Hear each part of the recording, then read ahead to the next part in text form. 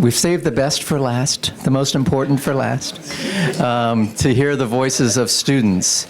Now, that's where we're all focused. That's where the coalition is focused, on making the lives of students better, having an impact on their experiences, hopefully things that they're experiencing now that they will take with them for the rest of their lives in one form or another. That's our hope anyway. And to make that possible and to a large extent real for us, I think it's important for us to hear the voice of the students who are participating in some of our programs. So we've arranged the panel that's here up before you right now. So I'm going to introduce Holly, and then we have 3 panelists, and then I'll let you take it, Holly, and go from there. So Holly White is a PhD candidate in the Ecology and Environmental Sciences program at the University of Maine, specializing in science education research. Her work explores the impact of research and field experiences on student outcomes, with a particular focus on fostering self-efficacy and sense of belonging. She completed both her undergraduate and master's degree at the University of Nebraska-Lincoln. And Holly is also the primary author of our PNAS article. Really fantastic. Yes, thank you. Thank you, thank you, thank you. If you haven't seen that, that was part of the information that was sent out. I encourage you to take a look at it, read it. It's got a lot of great information. It talks very intelligently, very deeply about what we're doing along the lines of student well-being. It has a lot of great references to it as well. Joining her on the panel are Rit Culbreth from Wake Forest University, Anna Love from Belmont University, and Regina Pina Martin from the University of Florida.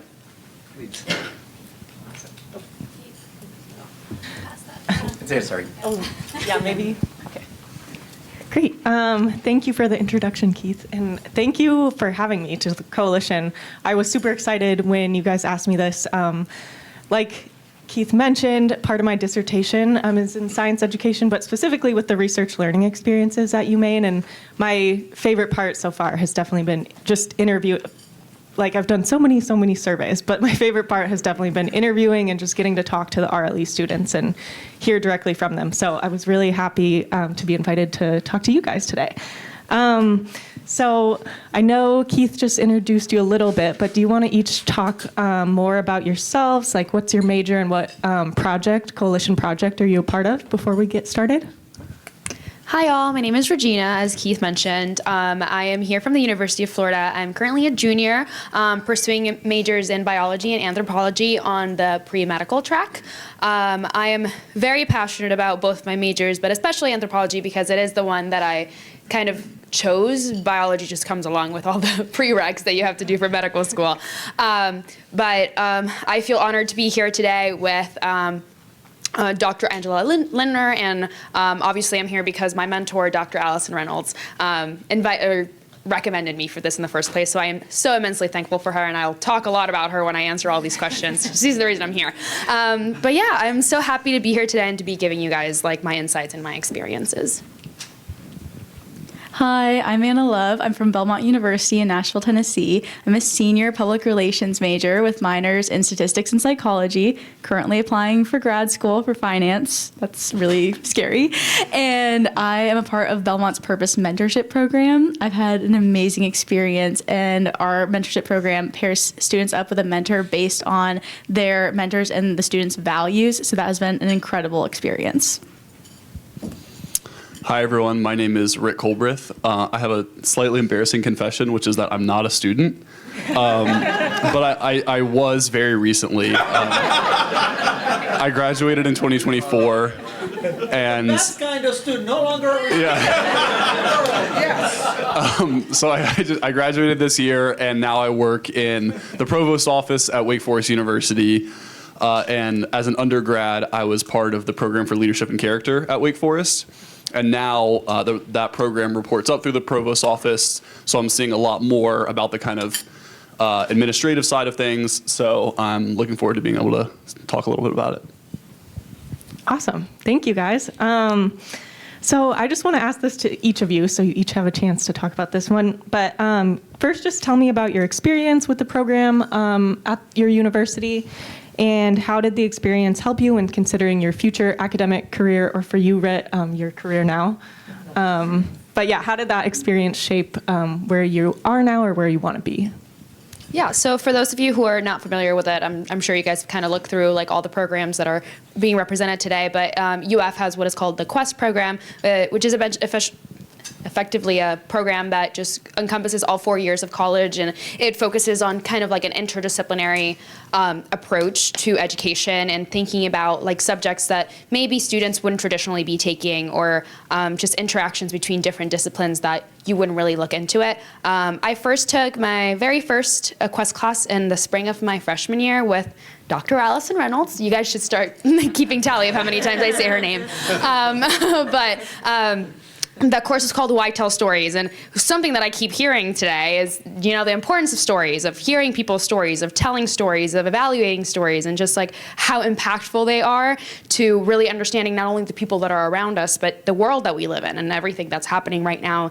Stories are especially important. So that's something that I definitely learned from that class, and taking that course with Dr. Reynolds like definitely enlightened so many things in me. I guess like the biggest thing about that particular class is that, you know, in my freshman fall, I was taking all of these like not super high level, but you know, these science classes like chemistry, and then I was taking organic chemistry and physics and all that fun stuff. And then smack dab in the middle of like a very science heavy schedule is like this random class, Why Tell Stories. And like I would tell my friends who are all like very science oriented, like, Regina, why are you taking a reading class? And I cannot think of a single class other than that one. Well, obviously there's other classes that have been important, but that one has changed the way that I see things so much, and the person that I want to be, the doctor that I want to be in the future. So like I said, I have a biology and anthropology major, and I want to go into the medical field and be a physician. And traditionally, I feel like I also work in an emergency department, so I interact with doctors and I interact with patients like on a weekly basis. So I kind of like get that insider perspective on what the current medical system looks like. And even though we do have a very good, robust medical system, I do think that we are lacking in a lot of things. And my anthropology major is something that has enlightened a lot of that for me. And this kind of class, like the Why Tell Stories class through the Quest program, is something that enlightened that for me very much. And the importance of not only just listening to the patient's symptoms, but also hearing their stories and telling their stories by writing them down. Like, as a scribe, I just write down patient stories, like why did they come into the ER today? And I feel like taking that class, that one Quest class that everyone was questioning me on, and like, Regina, why are you taking that class? Like, it changed so much. And it's definitely shaped the way that I look at a medical career and the kind of provider and a kind of physician I want to be in the future. Awesome, thank you. So the Purpose Mentorship Program for Belmont is open to juniors and seniors, and at the end of my junior year, I got an email in my inbox saying, hey, you've been recommended by a professor for this program. And my first thought was, oh God, one more thing.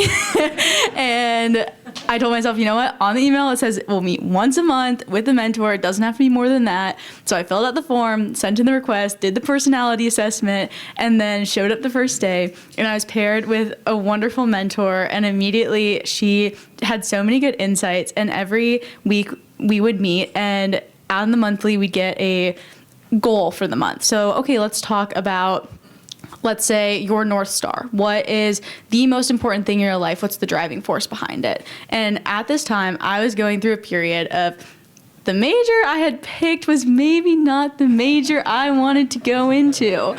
And that was a little scary because as a PR major, I went in thinking, I wanted to help people. I want to have a positive impact in the world. And in my head, this is the only way I could do this because I can't stand needles, so props to you. So I was like, this is the only way I'm gonna be able to make a difference in the world. And my mentor was able to open my eyes so much to the good I had already done in the world, but also to the fact that even though I'm looking at all these closed doors, if I look behind me, there's a million open doors. And so through her mentorship, I was able to realize that there are parts of my major and my minors that I love.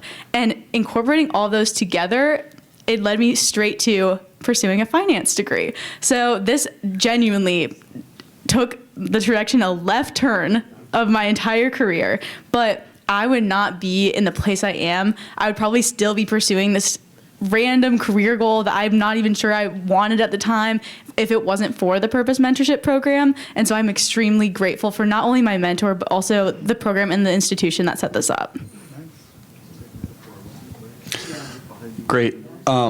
So the program for leadership and character at Wake Forest is at its core a 4-year involvement for students. And it's a cohort of about 10 to 12 students per year that are really intensely involved in the program. And so I was very fortunate to be involved in it. And you have weekly meetings. There's a service component. So 2 to 5 hours per week, I would be doing some sort of community engagement. It was community service, community engagement, personal and professional development, things like that. There was also a really strong mentorship component, which I was very lucky to be a beneficiary of. And I think what really impacted me the most was kind of role models, really, kind of the presence of role models in the program. Because, for context, I forgot to mention this in my introduction. I am applying to grad school right now. I'm applying to PhD programs, and I want to go into higher ed, into academia.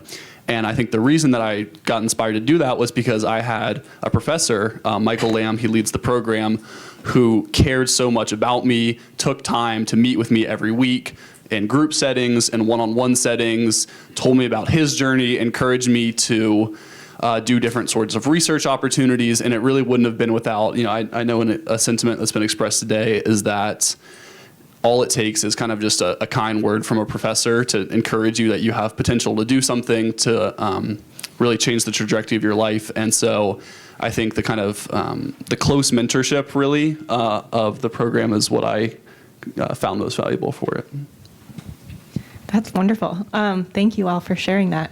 It's so great to especially see in the world of science, I feel like where it's so rigorous and stuff, to be able to take a step back and think about those things how to tell a story. That's really great.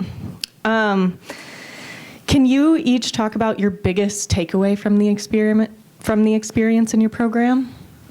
Yeah, so when Marge was talking about the little icebreaker thing that we did earlier today that we all hate her for. No, just kidding, we love her. But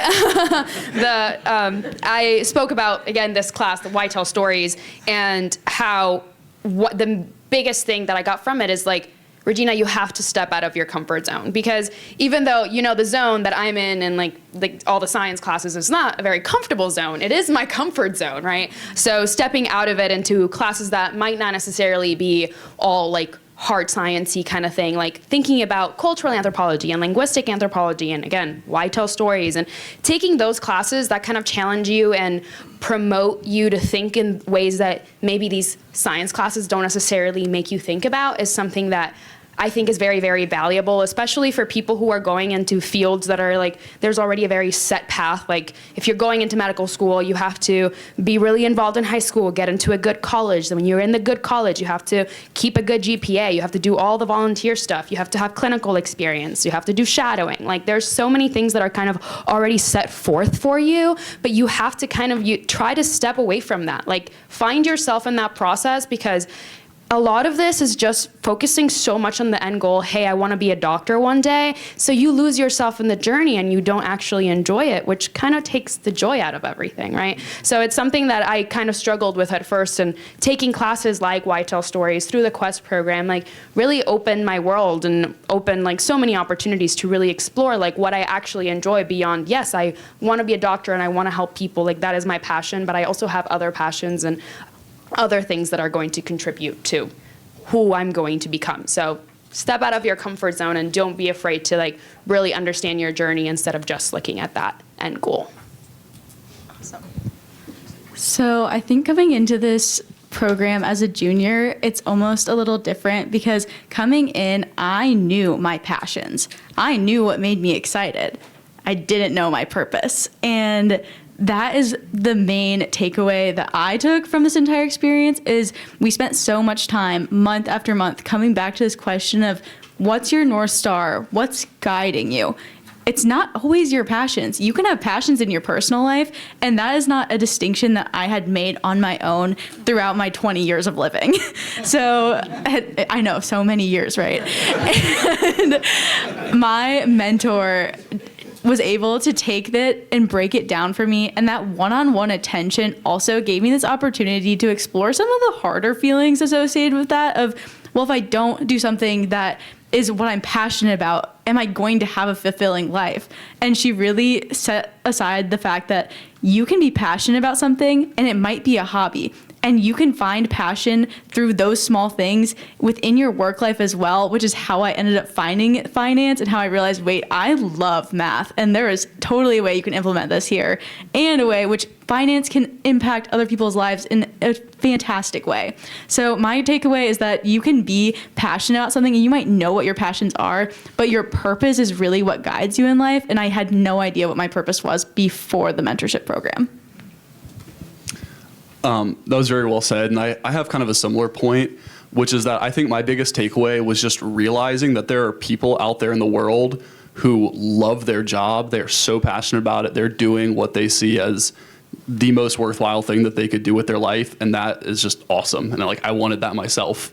And so kind of seeing that in my mentors was really inspiring. And I think it's kind of, and I think there's this kind of old model of a professor being, in the ivory tower, kind of aloof, maybe hard to access. And so having a professor who was a mentor to me, who was just so obviously doing exactly what he wanted to do with his life, and it was so his work was so life-giving to him, was really inspiring. And I think it made me want to do that sort of thing. Yeah. Awesome. Anna, I'm curious, since your program is like a senior mentoring a junior, did you then go on to mentor later, or are you going to doing that now? So it's a professional in the community that comes in and mentors either a junior or a senior. Gotcha. So it's meant for students who are about to leave school or really finishing up their education, to prepare you for those final steps. If you have these skills already, you're basically set to go. How are you going to take what you know and implement it in a way that's fulfilling to you and still aligns with your values, so you're not just going off willy-nilly and doing something silly that you don't, there's a lot of rhymes, but not just doing something silly that you were like, well, this is what I was told. You're doing something that actually means something to you. But I got matched with another Belmont alum. Not all of our people who are mentors are alum. They're people from all over the community, but she had the similar value of me as storytelling and being a connector of people. So that's how we got matched up. And because we had that in common, I think that made the mentorship so much more impactful, because we already had this core value. So she knew where I was coming from, and she knew a little bit of what I wanted straight off the bat. Awesome. Okay. Thank you. What was most challenging about the experience in each of your cases? And yeah, you can talk about challenges in terms of academic challenges, social challenges, or if there's something you might want to change about the program. So it's kind of going back to that last question, right? So what I enjoyed most from the program was actually my biggest challenge there, actually taking the moment to step out of my comfort zone and realizing that I was in this class where I wasn't expected to have the super straightforward exam, multiple choice answer, figure out what PV equals NRT is or whatever. It's more okay, you read the story, analyze it, tell me what this person was feeling, tell me what you can gather from it. And it was very different from anything I had done before. So it was definitely challenging in that way, that it was kind of stepping out of my comfort zone of those traditional science courses that I had taken before. But I guess another challenge that you really see in a lot of these, a lot of majors that require you to take a lot of courses, especially in my case where I have not one but two majors that you have to take multiple classes for. It's kind of finding those places where within your curriculum, within your semester schedule, where you can fit those classes. And that's something that's really, really challenging, especially for biology is, I won't say it's easy, but it's easier when you compare it to chemical engineering. My roommate is a chemie major, and she's constantly at the library, coming home at 3 a.m. studying for the next thermodynamics exam. And I could never do that. And I feel it's a little bit more challenging for them to find those classes that will make them step out of their comfort zone, but they will really enjoy. So I guess one of the biggest challenges is really finding the space within the curriculum to take it, which is one of the reasons why I like the Quest program so much, because it is built into the curriculum. You have to take these classes. And when I think about it, some people might say, oh, I have to take these classes, but I genuinely enjoy them. So it's now I have a reason to take them. I have to take them. There is a space in my schedule to take them. So I kind of get that chance. So I definitely would love to see something like that in other programs as well. So those are, I guess, the biggest challenges that I can think of. Mine was time. we're college students, we're busy, and there would be some days where I would wake up and think, oh my gosh, I have a 10 a.m. meeting for this purpose mentorship program in between my 9 a.m. and then my 11 a.m. And right after my 11 a.m., I'm going to my internship. And after my 11 a.m., I'm going to my club meeting. And you can see how that goes. And my first instinct would be, well, this is the thing that has to go. Because this is a thing where there's no expectations on me. I'm not responsible for anything. There's nothing that is weighing on me to get something done here. And I think it all really boiled down to having a mentor who cared, who texted me the morning of saying, I will be there. I can't wait to see you, and being excited to see me, and someone who was holding me accountable in a way that didn't make me feel like I had a responsibility on my shoulders, but in a way that said, I am excited to see you, and I am excited to see what you have to say today. That was very impactful for me, but that was definitely a challenge, is finding the time for something like that. I think the biggest challenge. Yeah. Exactly. I think the biggest challenge for me was, and I know the sentiment has been expressed today, is that I realized that faculty we couldn't just snap our fingers and faculty were going to accept these programs. Faculty can be a little bit territorial, and so sorry. Speaking to a room of a lot of faculty members, apologies.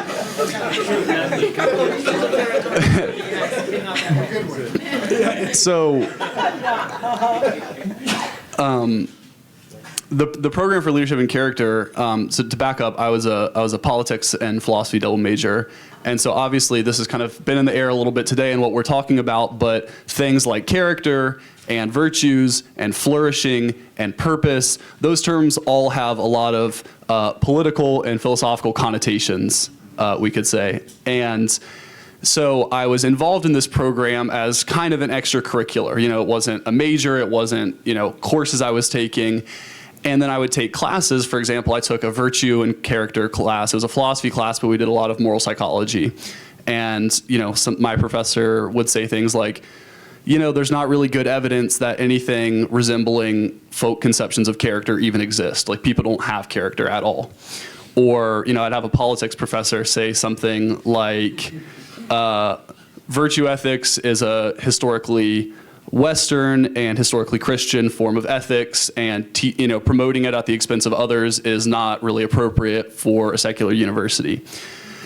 And so, it kind of created a tension for me in my head. And, to be fair, I think that those kind of admittedly territorial protests from faculty are very worth listening to and hearing out. I don't think they should be dismissed out of hand.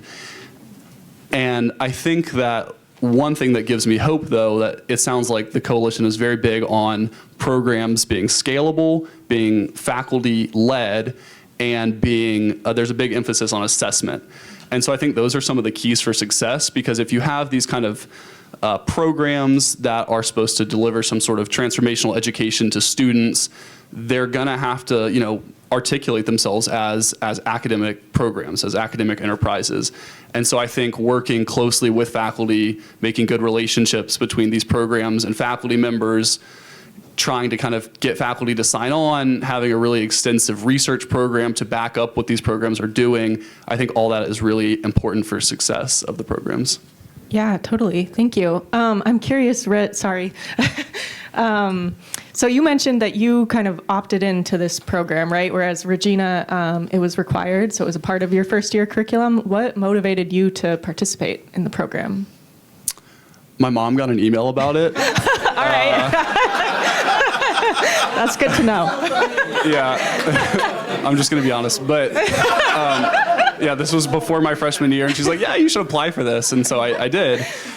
I'm very glad I did it. It was great. As I said, I got great mentorship, got great opportunities, but it was kind of whimsical how I ended up in it, and so I think as we've been saying, it is important to kind of if we really take it seriously that the goal of these things is to transform the lives of students, it is very important to make sure the pathways into these sorts of programs are really accessible and kind of widely known for all. Mm-hmm. Yeah, totally. And Anna, yours was also kind of an opt-in, but you were invited, right? Mm-hmm. So how our program works is the big guys up at Belmont send out emails to the teachers saying, hey, who do you want to nominate for this program, if anyone? And one of my professors nominated me. I didn't know that at the time. So at the time, I just got a random email in my inbox, and it was at the beginning of my junior year. And I looked at it and I said, you know what? I don't know if I'm going to learn anything. I feel like I know everything already, but let's see what they have to say. So it was very much just like kind of on a whim, but the application was really short. It just was a little character assessment, and then, hey, write a few words about why you want to do this. And I told myself, you can always quit. You can always stop. You can always say it's too much. And the way they kept me coming back is at the very beginning of the year, they told us that if you and your mentor have the best turnout rate out of everyone, they'll give you gift cards. They'll give you a $50 gift shop gift card for this university. And I had no money, and I said, I want that pullover. I want that pullover. So me and my mentor made a pact, and we said, we are going to get that gift card. And we did. It was awesome. I did show up every month. I showed up, but it was voluntary, and it was honestly just an intrigue. I was interested. There was no really incentive to doing it besides leadership development, and they did have breakfast every month, so that was cool. That was a plus. Yeah, there you go. And you mentioned time as a barrier. Would it have helped you if it was required, or what are your thoughts on that? I think if it had been required, I wouldn't have gotten the same amount of value out of it, because I was showing up for me. If it had been required, I would have been showing up for someone else, and I think I wouldn't have been invested. I would have given very surface level answers to the questions, and discussions wouldn't have had the depth it did. Plus, on the days where there was 1 month where we had to cancel our monthly meeting because there was a scheduling conflict, and me and my mentor actually texted, and we met up at a coffee shop outside of campus on our own time later that week to get together, because we both wanted to see each other. We wanted to do the reflection of that month, that kind of thing. So I think if it had been mandatory, it would have taken the meaning out of it for me. Yeah, great. Can I ask a follow-up question? Yeah, I to you, think- Anna? Did you find out who nominated you, and were you surprised at that? I mean, I'm just kind of curious, do you know who that was, and were you surprised that that was the person who nominated you? I'm kind of curious. So I just found out actually 2 weeks ago because of this panel, and they don't tell you it, but it was actually a professor who I had never had before, but who had known that I was the president of PRSSA, Public Relations Student Society of America, and had talked to me when I came for summer orientation during my registration. Wow. So very random route, but so thankful for him. Awesome. Do we want to open it up to questions? Yeah. Okay, cool. Questions for any of the students? Sure, okay. Check your mic. All right. Thank you for telling your stories. This is awesome. You all kind of alluded to this, but I'm curious to know if you could articulate, in addition to all of the things that these programs and experiences taught you about yourselves and your career pathways and your purposes, what did they teach you about the rest of the world? Sure. So yeah, I guess in my introduction to myself, before this panel, I mentioned how knowing why we tell stories and understanding other people's stories help us understand not only the people around us, but also the world that we live in. And that's something that very much sounds true. After all these years, I feel like understanding different perspectives is something that is kind of lost on us sometimes, because we're so focused, especially when you're in college, you're so focused on okay, I have to lock in, I have to do all these courses, I have to do good on all these exams, but at the same time, it's kind of hard to kind of step away and think about, okay, what's the big picture? How is what I'm doing right now going to impact maybe the world in some way? How is me learning about The Little Prince, or how is me learning about Alice in Wonderland gonna affect how I see the world? And I feel like that's definitely something that I can speak a lot on. And I will say, for example, let's say The Little Prince is one of my favorite books of all time. I'm sure you guys have heard of it. And I'm actually TAing for this Why Tell Stories class that I took in my freshman fall with Dr. Reynolds again. And I actually asked her to include that book because I've read it multiple times. I've read it in multiple languages, and in every single one, I'm this is not a children's book. This has so many values that I couldn't grasp as a child. Like, I read it first, like, when I was in Cuba, when I was like 5 years old, and then I read it again in my French class in high school, and I was like, what in the world? This is crazy. Like, it teaches you so much about friendship and how we have to think about the impact that we want to have in the world, and how like so many like wheels turn, and this is kind of convoluted, but just thinking about how things interact with each other to create a bigger picture and to tell a story. Like, ultimately, I feel like everyone's purpose, what we are all doing is we are like writing our own stories, and we are writing the story of the world as we speak, as we sit in this room talking about, you know, transformational education. We are working towards like uniting like all of our experiences into this huge story. And I feel like that all boils down to me taking that one Why Tell Stories class. I think it taught me that people believe in me in the world, and that was something that I definitely needed to hear my junior year. Junior year is hard. We've all been through the junior year slump. It's just horrible. And I was definitely at a place where I'm like, I'm doing all these things, but I don't even think I believe in myself. But it taught me that people are out there that care.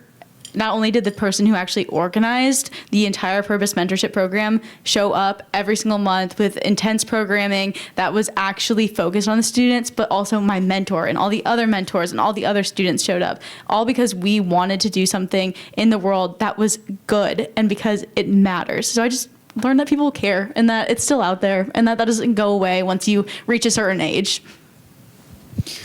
Yeah, I think being in a 4-year program, specifically dedicated to studying and developing leadership and character, made very salient the fact that there are not a lot of leaders of character out there, which is potentially a place where one could fall into cynicism.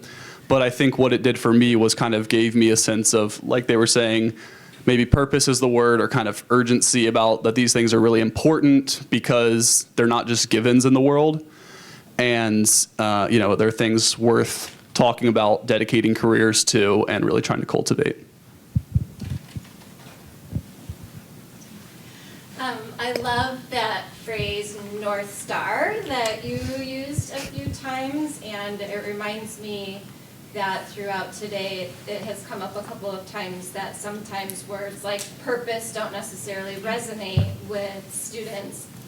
So I'm wondering, for you all, are there any other phrases like North Star that do resonate for you? And then I'm also just curious how you would describe what your North Star is after these great experiences and opportunities you have.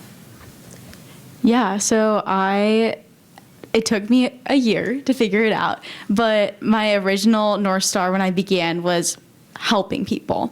But by the time I finished, it became nuanced to being an advocate, because helping people comes in a lot of different forms. But my real North Star is what I'm constantly looking to as I'm trying to decide if the activities I'm doing, if the friends I'm hanging out with, if the people I'm spending my time with, if all that really fits into my mission.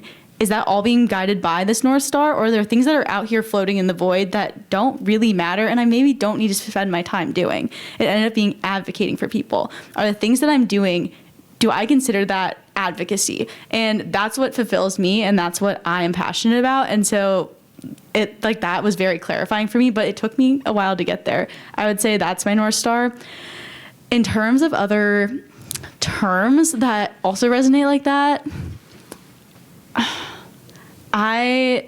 something that I had said at one of the tables earlier was that I was really shocked when we were talking about like self-efficacy, or like, I don't remember what the word was, but it was the one, do you remember what we were talking about? The agency. Yes, agency. Because, and we brought up that as a very Midwest, like very Western value of agency. But that is one thing that term really resonated with me while we were talking, and I was like, I would love to learn more about that, but I don't think I learn about it at all really in school. In school, it's very much about fitting this mindset mold versus what is your own agency. Like, it'd be very interesting to see how that fits into it. Do you guys have something? Yeah, sure. So it's not so much a word, more like a phrase. I think knowing your why, that's something that's been said a lot today. And it's something that is very much emphasized, like when you're going into an application cycle for both grad school and, in my case, for medical school, like when you're crafting your personal statement, everyone like says it, like, describes it as you have to tell them what your why is. And when you're like 20 years old, it's like, I can't tell you that I know what my why is. I can't tell you that I want to know right now what my why is. I'm working towards finding it, and I'm not saying that this is my case. I do know my why, but I think that there is value. I think that there is value in not knowing what your why is and just perpetually looking for it. Like, it's kind of philosophical, but like, just not necessarily knowing it. It's just like, it's about, the journey to get there. Finding yourself, finding your why, and understanding that maybe you have multiple whys. Maybe you don't just have one North Star. Maybe you have a million North Stars. Like, maybe you have like different things that you're working towards, and they can all collide into this wonderful future that you're kind of crafting for yourself. So like, I think knowing your why is something that I really go by. It's something that fuels me, because I will tell you right now I'm like in that junior year slump that Anna was talking about, and it's hard sometimes. It's hard because you're like, why am I doing all of this? I feel like I'm moving from one place to the other, just trying to, get through the day, but ultimately is asking yourself, what is your why? What are you working towards? What is this big end goal that you want to work towards? And I think that helps in really clarifying what you want. And I guess, like, to answer the question directly about what I think my North Star is, what I think my why is, I think is ultimately boils down to like making a difference in one person's life. Like, if I as a doctor can make a difference between someone who is getting a physician who maybe is pressing on your belly and telling you, hey, you probably have appendicitis. I want to be the doctor who's like there to hold your hand if you don't have a family member with you. Like, maybe you are coming to the ER because you don't have a primary care provider, and maybe the other person that you would have seen in the emergency room would have judged you for not going for your primary care provider for having flu-like symptoms. I want to be the person who doesn't judge you. I want to be the person who's like, okay, like, maybe the reason why you showed up to an ER is because you don't have insurance and you can't go to a primary care doctor, and you have someone who is going to ask you all of the questions. And yes, I'm ultimately going to tell you the same thing. Hey, you have flu-like symptoms. You probably have the flu. But at the same time, I'm like holding your hand and telling you, hey, it's okay. I don't judge you. You're here, and I'm going to take care of you regardless.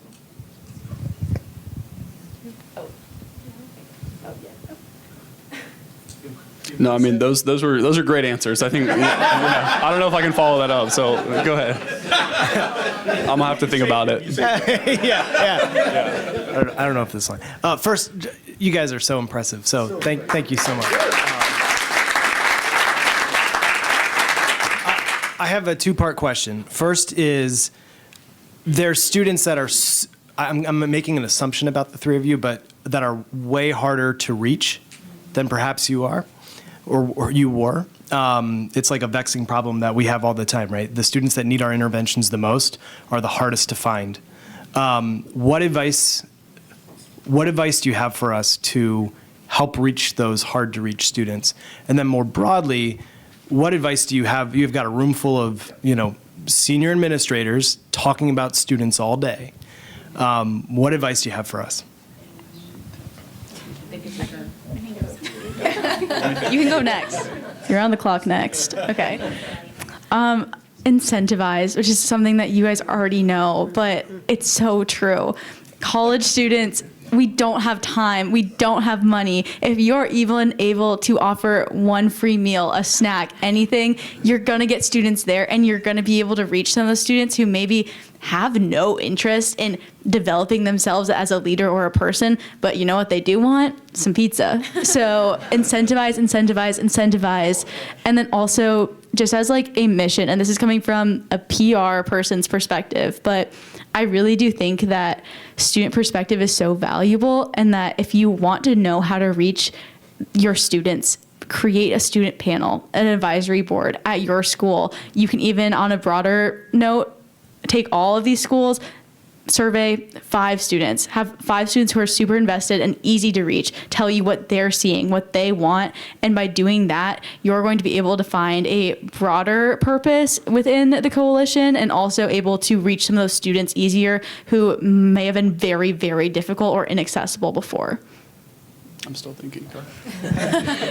I definitely agree with everything Anna just mentioned. I think incentivizing is a really big thing.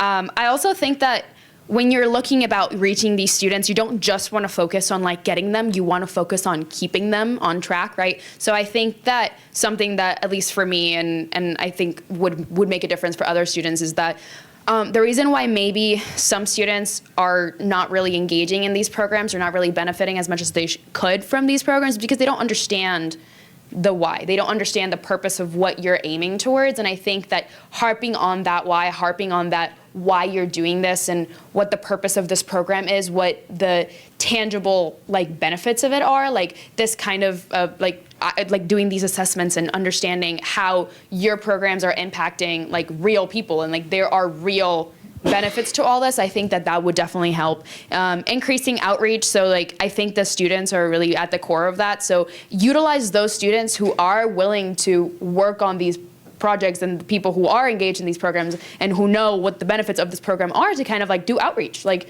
have like, she mentioned about student advisory committees, but you can have like student PR committees that like actually go out there and like maybe table in the middle of your campus to talk about the program, and they like hold information sessions, or they just do shameless plugs in the middle of an organic chemistry classroom, which happens all of the time, weirdly enough. So I think that definitely like boiling back down to like focusing on the students that are engaged and using those students that are engaged to kind of like fan out and like find other people and kind of convincing other people like, hey, this is something that is meaningful. This is something that has made a difference in my life. You should do it too. You know, the bandwagon. So.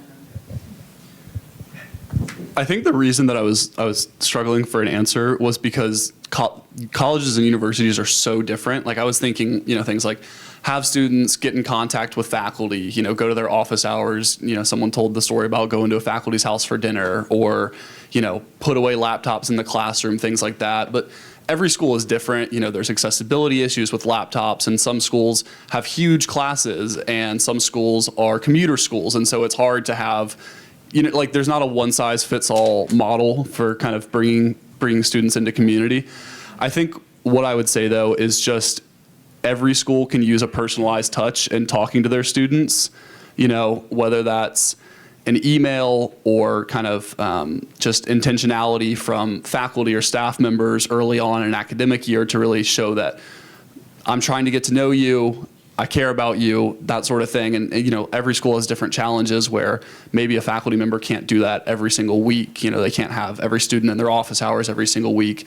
But I think the broader problem you're speaking to is that students become disaffected because they kind of feel like they're just consumers of a business, basically, when they're getting their college degree. And I think kind of showing that colleges are very interpersonal and they have this long, rich history, and you're really part of a meaningful community. I think that kind of being intentional about that personalized communication can really go a long way.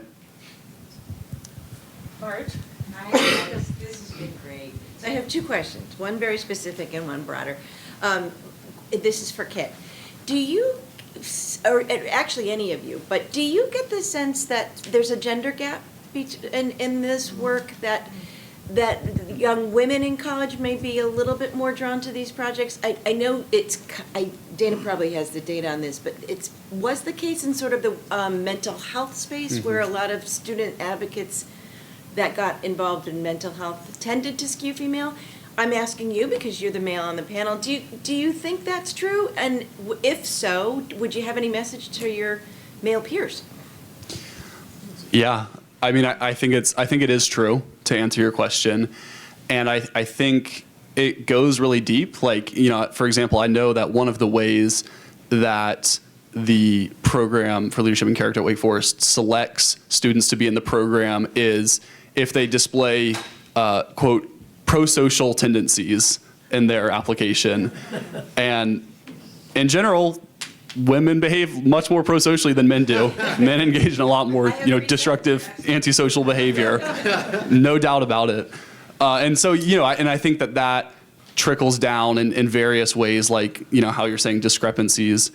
I think one thing I would say, and this is kind of a broader thought I have, is just that it's important to, when you have things like a program for leadership and character, to show that there's not one way that being a person of character or being a leader looks. And I think that it's easy for male students to kind of think that it, kind of stereotype it a little bit or kind of dismiss it out of hand because they kind of have all these preconceived notions about what it is and what the programming looks like. And so I think it's important for the programs to build out a staff that can connect to a large group of people.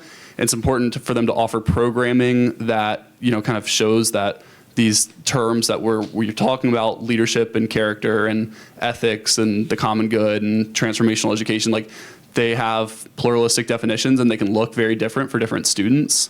And so I think that's maybe a first step to how you kind of fix the gender gap that definitely is real.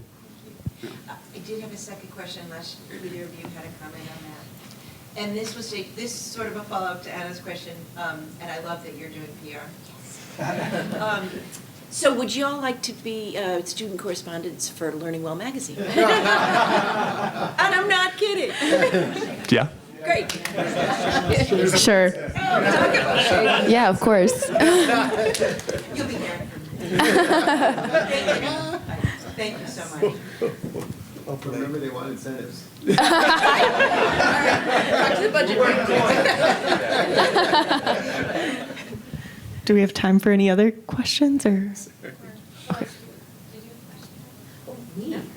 Well, no, I don't have a question, but I've taken notes and I'm inspired by your stories. And I want to thank you because it's not every undergraduate who would want to come before presidents, provosts, and associate provosts and deans, and you all are just holding your own. And so thank you for the work that you've done in helping to educate us. Yes, thank you so much.